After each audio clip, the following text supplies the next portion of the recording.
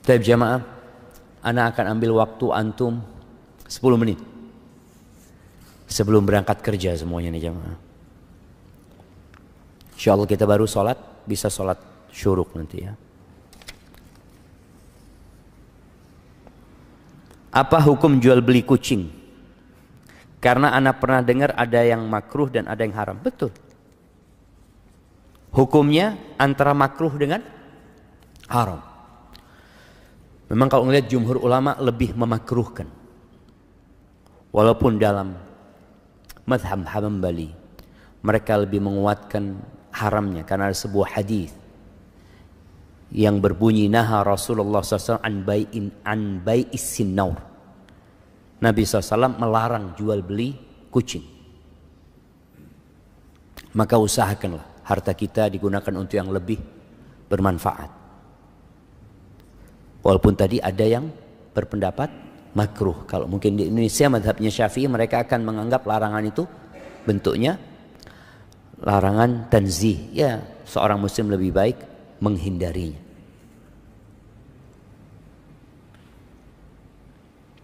Assalamualaikum Ustaz, afwan izin bertanya, jika di lingkungan ana masih banyak yang sering mengucapkan selamat atas bertambahnya umur, bagaimana ana menyikapi ucapan tersebut? Jika ana sudah mengingatkan dan tidak usah ucapkan itu pada ana, mohon pencerahannya. Mungkin antum ingatkan, umur ana ini bukan bertambah, tapi berkurang. Berkurang jemaah. Maka seharusnya, ya apalagi sekarang orang itu mengingat tanggal lahir pakai tanggalan Masehi, maka dirubah sekarang. Orang tua ketika anaknya lahir, tolong dicatat tanggalan hijriahnya, kapan dia lahir. Ya dengan cara itu paling tidak kita sudah berusaha untuk memberikan pemahaman kepada kaum muslimin bahwa umat Islam itu penanggalannya hijriah. Kalau kita sudah ingatkan kepada saudara kita, ya sudah kita. Kadangkala yang mengucapkan selamat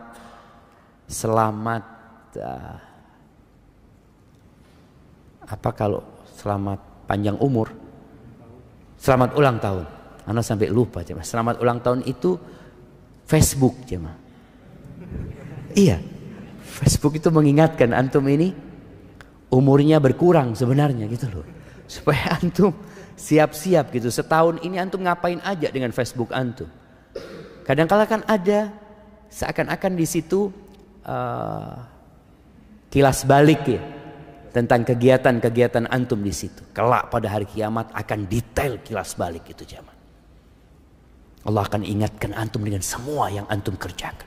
Makanya penghuni surga ketika disuruh makan enak-enakan di sana mereka kulu washrabu hani'an bima aslaftum fil ayyamil khaliyah. Kalian silahkan menikmatin hidup di sini. Makan, minum tanpa takut penyakit, tanpa takut lelah ini dan itu. Bima aslaftum fil ayyamil khaliyah.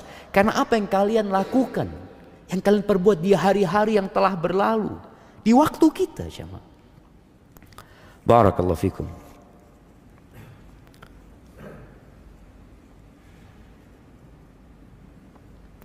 Ustaz mau bertanya, bagaimana dengan fenomena orang yang mempunyai boneka bernyawa? Jamaah, banyak orang sakit. Iya loh jamaah. Banyak kesian jamaah, kesian kita. Artinya kalau kita melihat fenomena seperti ini menunjukkan banyak orang-orang yang lalai, yang lupa dengan tujuan mereka diciptakan. Iya. Al-malu wal banun zinatul hayatid dunya. Harta dan anak laki-laki itu perhiasan kehidupan dunia. Nah, orang itu kepingin punya anak. Beberapa waktu yang lalu heboh fenomena dari barat juga apa? Child free atau free child. Iya, child free yang nggak mau punya anak. Sekarang lagi karena mereka nggak mau punya anak, tapi mereka punya dalam diri mereka insting kepingin punya anak. Nggak bisa dipungkirin orang itu kepingin punya anak gitu. Orang-orang yang nggak kepingin punya anak mengatakan hidup tanpa anak sebenarnya melisihi fitrah mereka. Ketika mereka menyimpang muncul yang namanya boneka ini. Jadi ingat, dosa itu melahirkan dosa. Dan Allah Azza wa Jalla mengatakan wala tattabi'u khutuwatis syaitan. Jangan mengikuti langkah-langkah setan. Setan itu menyesatkan manusia nggak sekaligus, nggak langsung. Dan setan itu menggambarkan yang buruk baik. Ini mungkin yang terjadi dengan ya berbagai macam fenomena, dan ini tidak akan berhenti. Fenomena ini tidak akan berhenti, akan terus ada muncul yang baru, sampai kelak kiamat dan setan akan ceramah di atas mimbar. Allah kasih mimbar setan dari api. Ketika orang-orang mencela mereka, ini gara-gara setan, gara-gara iblis, gara-gara kata iblis, fala talumuni, kalian jangan nyalahkan ana. Terus apa nih? Walumu anfusakum, kalian salahkan diri kalian sendiri. Aku tuh kata iblis gak punya kekuasaan untuk menyesatkan kalian. Aku cuma panggil kalian, kalian ikut. Siapa yang salah? Kalian yang. Itu yang terjadi. Oleh karena itu bicara fenomena yang seperti ini, ya ada orang-orang yang kata Allah fi qulubihim marad. Di hati mereka ada penyakit. Fazadahumullahu maradan. Allah tambahkan penyakit buat mereka. Maka kita perlu kasihan. Kita perlu kasihan. Di sini tugasnya seorang muslim ya, untuk berdakwah dengan cara yang baik, dengan penuh hikmah. Bicara boneka. Di masa Nabi SAW ada boneka enggak? Ada boneka. Aisyah itu mainan boneka. Boneka yang dibikin dari bulu atau dari anunya domba ya, yang diikat, dari kain yang diikat. Ada boneka itu. Buat siapa? Buat anak-anak kecil. Sekarang emak-emak pegang boneka. Bapak-bapak pegang boneka. Anak kemarin dikasih tahu foto sama Soeb nih, Zat, lihat Zat. Ada seorang artis gendong 2 boneka. Ya Allah, anak ngomong. Mudah-mudahan dikasih kesembuhan. Sahih jamaah. Kita doakan mudah-mudahan Allah sembuhkan mereka. Mereka sedang sakit jamaah. Orang yang waras, dia kepingin punya anak. Kemarin kita ketemu fenomena nggak kepingin punya anak, berarti ada masalah sama orang ini.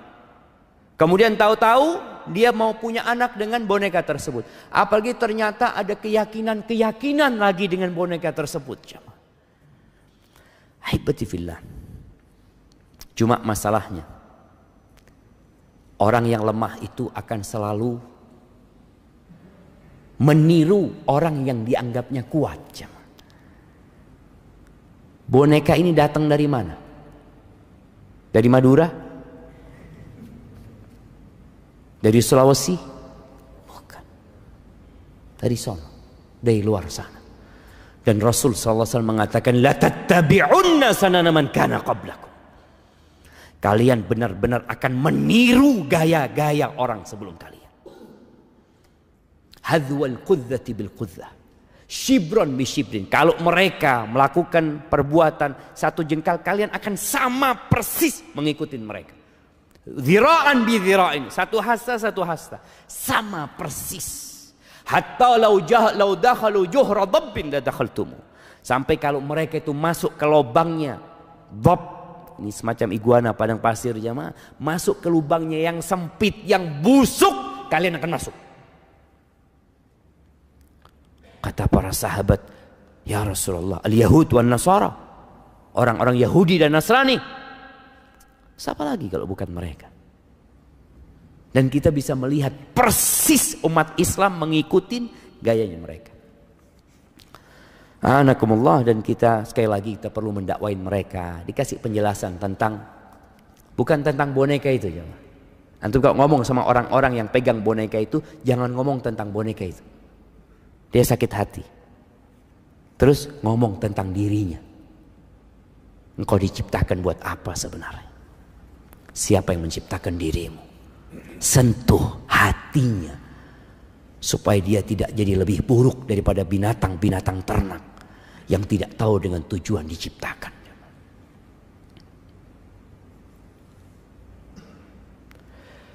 Apakah boleh kita berwasiat kepada keluarga dengan wasiat jika aku meninggal tiba-tiba,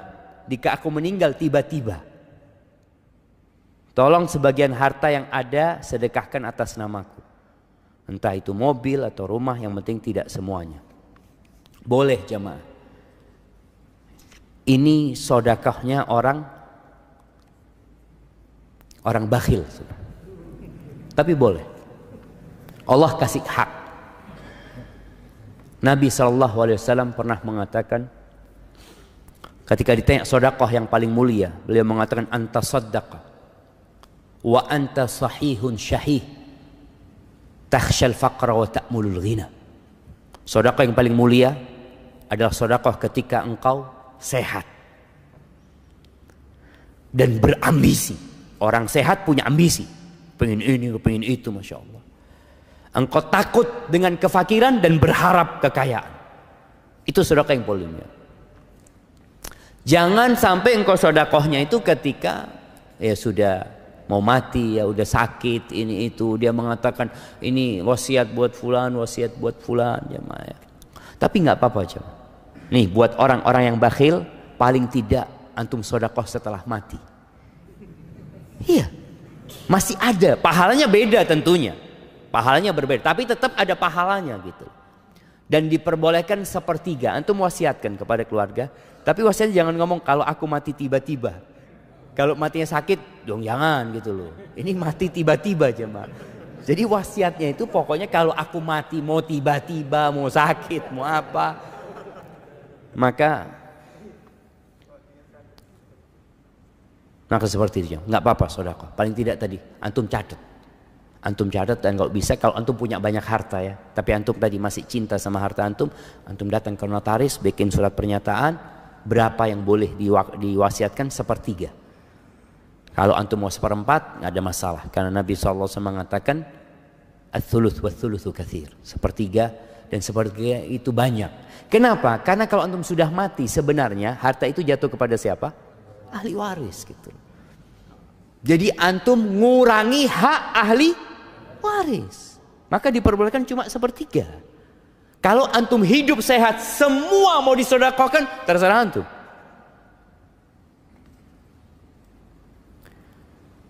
Bagaimana caranya? Kita punya anak yang sudah dewasa, bila disuruh sholat di masjid atau musola mereka berat sekali untuk sholat berjamaah. Ya orang tua sabar. Ahibati fillah, Allah Azza wa Jal ketika menyuruh salat ini, Allah mengatakan wa'mur ahlaka bis salati wastabir 'alaiha. Suruh keluargamu salat dan engkau sabar. Sabar dalam menegakkan salat, sabar dalam mendakwain anak untuk salat. Boleh jadi kesalahan itu terjadi sama orang tua. Orang tua ini ketika anaknya kecil nggak disuruh ke masjid. Padahal Nabi SAW nyuruh orang tua agar memerintahkan anaknya sholat sejak umur 7 tahun. Dia nggak ngerjain itu nih orang tua. Sampai akhirnya anaknya udah nggak pernah ke masjid. Wallahi jamaah terus terang, kita itu nggak diajarin sholat ke masjid. Kita diajarin ke masjid itu cuma Jumat, bas. Sampai anak di pesantren dulu, pulang dari pesantren, ya nggak ke masjid juga. Sholat di rumah. Ke masjid kapan? Jumatan. Jadi kadangkala ada orang tua yang memang ya belum ngerti dahulunya. Sehingga kalau anaknya berat ke masjid, orang tua hendaklah bertobat kepada Allah Azza wa Jalla. Karena ada kesalahan dia dalam mendidik anaknya. Dia beristighfar sambil terus mengatakan kepada anaknya, nah Abah minta maaf ya. Abah seharusnya ngajarin engkau itu sejak umur 7 tahun. Memerintahkan kepadamu. Jamaah kelak anak ini juga bisa nuntut orang tuanya pada hari kiamat. Orang tua itu akan dimintain pertanggungjawaban tentang anaknya. Maka paling tidak orang tua duduk sama anaknya. Sekali-kali bawa anaknya ke kuburan. Bukan ke masjid. Ayo nak ikut Abah. Abah belum waktunya sholat. Iya tenang. Bawa ke kuburan. Ingatkan bahwa kita akan meninggal dunia. Sentuh hatinya. Nggak ada yang dibawa nak. Engkau di rumah, kalau sholat di rumah, pahalamu cuma dapat sedikit, nah, cuma 1. Di masjid itu 27. Langkahmu, setiap langkah itu diangkat derajatnya, dihapuskan dosanya. Subhanallah. Dan gak lama, sampaikan kepada anaknya, nah engkau bisa main bola mungkin. Main bola engkau 45 menit kali 2. Engkau gak capek. Kau berangkat sama kawan-kawanmu, masa ke rumah Allah ya. Jadi disentuh hatinya, bukan cuma diperintah. Karena orang tua, ayo ke masjid. Duduk kasih penjelasan, semoga Allah membuka hatinya. Kayaknya waktu anak udah habis ya ma. Minta maaf pertanyaan-pertanyaan yang belum bisa dijawab. Semoga pertemuan kita hari ini, perkumpulan kita ini perkumpulan yang dirahmatin oleh Allah Azza wa Jal. Dan perpisahan kita perpisahan yang dijaga. Dan semoga Allah mengampuni dosa-dosa kita. Subhanakallahumma bihamdika asyhadu an la ilaha illa anta astaghfiruka wa atubu ilaik. Assalamualaikum warahmatullahi wabarakatuh.